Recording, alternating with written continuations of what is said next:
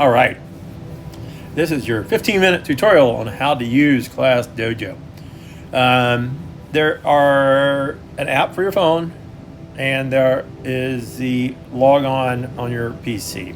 Log on to PC has a lot more capabilities than when you log on with your phone, and is a lot more user-friendly, but using your phone is a lot more abbreviated and much quicker to use on the run. First off, you have to get started. You got to create an account. In this case, you would create a teacher account, unless you're one of the school leaders, and you'll create a school leader account. Students, as you can see, students and parents will create account or can create accounts. Also, the parent needs to, the student can, and it attaches to their kid's account. So that part we don't worry about, but they get to do from the other end. Once you have created your account, I use my school email address. Then when you come back, all you got to do is hit log in. You'll log in as a teacher. You will hit your email, and mine is already loaded. So I'm going to do that, log in. Once you're logged in, here we go. I've already done another video and created my class, which is actually pretty easy to do, but you hit new class down here. I named mine CCPA 4th grade. In fact, I'll just act like I'm going to create another one. For I guess you probably don't have to do this part. 20. Let's say I'll do next year's for 25, and I'll put my grade on it. Boom, grade, and I create. All right, done. All right, now all the teachers at the school, you can add these right here real easily. You can hit this. You can add Ms. Balmer, Ms. Flowers, Ms. Garcia. I'm not going to do all that because I just did that to my other one. When you're done, you hit enter, and they all get an invite to join your class. They can also send an invite later. All right. What else? Your class story. If you want to send a message out to your entire class, you can click on that right there and say what's going on. Next week is our big testing. Make sure everybody's on time. You can attach a photo. The kids are having fun outside today. Again, the event would also be the kind of situation like that. Miss Pickett has been using it and talking to people over the summer, for instance. Messages, this is where you send them directly to everybody, like all your students, or just a student. Certain parents in our school actually like getting the messages through Dojo instead of getting it through their regular phone. But once you have created a class, you're in your classroom, you're here, you add students. Earlier I did the same thing. Declan, I'm just adding that, typed it in, and then you hit save, and now I have Declan in my classroom. Connect families is your next step. You can get a printout, or you can share the link. To share it through email or phone number, you have to put the student's email or phone number in, which you want to do anyway, because that's an easy way to find their phone number, or another way for another teacher to find their phone number if they need it. Then you hit invite. If you hit get printouts, it'll download a PDF to your computer for you to print out. Once you got a student in your class, using Dojo is a great way to record a student's behavior.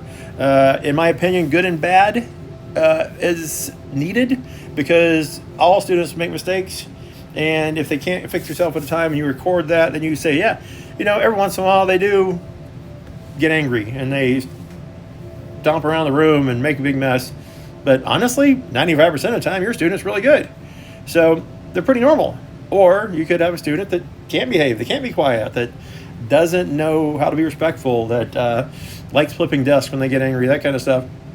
And you'll have a record of the fact that they are disruptive and they are not a good part of class. So when you're talking to parents, it's very useful. Last year, I actually I treated it like grades. If there were 70, I would print out all their reports. 90 plus was an A, 80 to 90 was a B. C's were okay. D's were, talk to your student. They're not doing so hot. They're mostly good, but it's not that good. Please keep working with them on behavior at school, that kind of stuff. And then if they got below a 60, that's a failing grade for behavior. It's not on our regular grading thing, but this was my version of giving your students a grade for behavior. I had about 3 or 4 students that got F's basically. They were usually around like the 30 to 40% because they could not figure out how to behave in class. So they were constantly being worked with. And I would actually have the parents show up for a parent-teacher conference after a few weeks of failing at behavior. And we talked about it. And we talked about their plan at home and what they're doing. And over time, most of them improved. Some of them, not so much, but most of them did improve. And it's very useful that way. Now, there is a part to this about whether or not parents should be contacted when it comes to the grades. Getting points or not getting points. For instance, Declan here, if I give him an on task, right? Notice it's really loud, but he just got a positive dojo. If I want to add a note to it, right? I can go right here. Great job staying on task when others were being disruptive. Right? Now, I, as a parent, would actually get that message, and I'm like, parents, give your kids high fives, get them some ice cream, they're doing great, love it, right? Now, there needs to be a way to add skills. There is, actually, sorry, let me rephrase that. Needs work. Aha. Right here, here's the kicker. Right here it says, parents only see the positive points, or they can see all the points, including the negatives, or they don't get to see any points. I personally think they need to see all the points. This is on coach to make this decision. But add one, off task. Off task is a great one.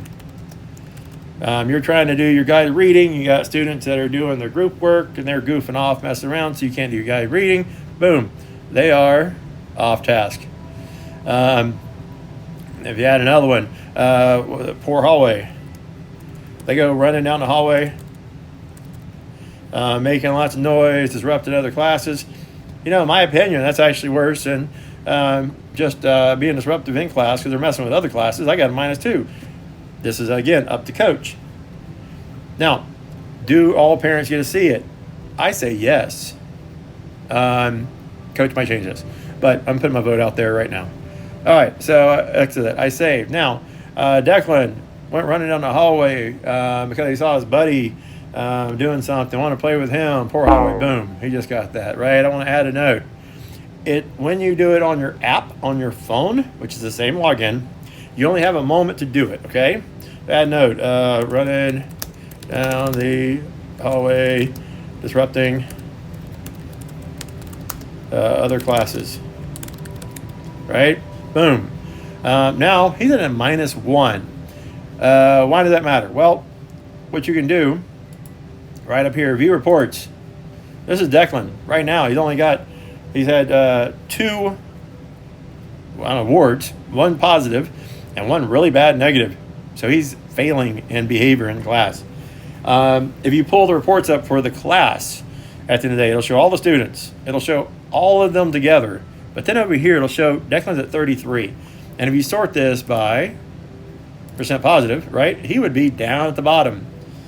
Well, there's different ways to handle this. I like to do, if you were above the 70%, right, I'd hand out something special. If you were maybe 60 to 70%, maybe a little bit of something special, right?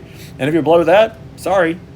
Now, there's different ways of doing it. I'm gladly will listen to anybody's thoughts, but it's a very simple way to keep track of behavior, and it's easy to print. You can actually use it as a spreadsheet. You can print it. You view it as a spreadsheet. It'll turn into that. You can view it right here. You can download it and print that. It'll show you your different ones and the percent positive, right? Which is very handy when you're talking to the class about who does behave, why you aren't getting to go to field day, that kind of thing. That's a very thorough part on that part. Let's see here. There's a way to do groups. You can make, say you have your guided reading group set up. You can set it in groups, okay? That's easy. In the mornings when you come in, attendance, very simple. Click right here. This is not attendance for Power School. You still got to do it. But I can keep track better of like students that are late, students that leave early. The only bad thing is if they show up late and they leave early, you can't do both. That is a drawback, but I wish they would do both. But I would go through, and the cafeteria, and you here, boom, go to the restroom, and then we go back in, and I do Power School real quick, be done. Or Power School I do in the classroom on my phone also. It's done, right? So that's done. What else? Big ideas, very, very useful. In the classroom, a lot of times we talk about things like growth mindset, perseverance, gratitude, being showing empathy, respect. They have videos and worksheets to go along with it. I'm going to be using these a whole bunch the first 2 weeks of school. This is going to be like part of my classroom, right along with review of their prior grade, and teaching them how to be a good student and what I expect. So you show a video, I say click on one, you can start the activity. There's a discussion guide, which is pretty cool. This actually talks to you about, or explains to you what you can talk to the students about based off of what they did, right? Works great. What else? Back to here. If we all get on here on my class, if I go to my class, right here, if I want to add teachers, it's actually real easy. Add co-teachers. I think we should all have everybody on there. So if you catch my kids doing right or not doing right, you can call them out on it. It'll pull up my class. It'll show my class list. It'll show the positives. It'll show the negatives that you can give. Try to add comments on there. If you see them doing something right to their parents, say, hey, another teacher caught you doing something right. That's awesome. Or another teacher said that you were in their class, disrupting their class. If we're going to show the parents, great. Even then, when you print off the report, you can actually see the comments that were added when they got their points. You can also go to other classes, like this is Miss Carlos from last year. This is her class showing the positives that she gave. If you look at like Zach and Zanaya, the last week, this only shows a week at a time. You can change that in the report, but right here, this shows the points they have so far. And I misspoke there a second ago. I reset this every Monday. I know some people do it like monthly, but I do it every week. And it allows me to, the reason I was doing that, it allows me to print out a report for that, or show them how they did that week. And at the end, on Friday afternoon, the people that were great, or that were in the green, were in the positive, would get to participate. Or we get recess if that's the case. But the ones that were in the red for that week, they weren't. They got kicked off the island, or whatever, however you want to call it. They didn't get to participate in the fun stuff. There's a timer you can use, countdown timer. Let's see, side notes. You can have this in the background running on your screen, like on your overhead projector, and flip back over to it every once in a while. But the key is that if you take away a point or add a point and have the volume turned up enough for them to hear it, when they hear the positive ding, they know somebody got dojo points, and they know that people are getting caught doing what's right. And they hear the donk, and they realize that, yes, after the third time of asking them to please be quiet while we're doing whatever, or whatever the case may be, somebody lost a point. And it actually becomes pretty competitive. So there is a longer video. I'm going to have both links. One's short, one's about 35 minutes. It is more detailed. You can watch either one. And I think we're going to do this one for the presentation, but if you need to look at the other one to learn more about it, great. But they actually have a very, very good helpful area for the mental resources down here that actually you can go in and you can actually learn a whole bunch of different stuff that I haven't talked about, okay? You actually do have to join the group, use Facebook, but also if you go to ClassDojo, they do have a help section that you can request, that you can go through and look for whatever you want to learn how to do. Otherwise, peace. Y'all have a good afternoon. And if you got any questions, you can always ask me, but I think we're about to have a Q&A, so you can ask me there too. Thank you.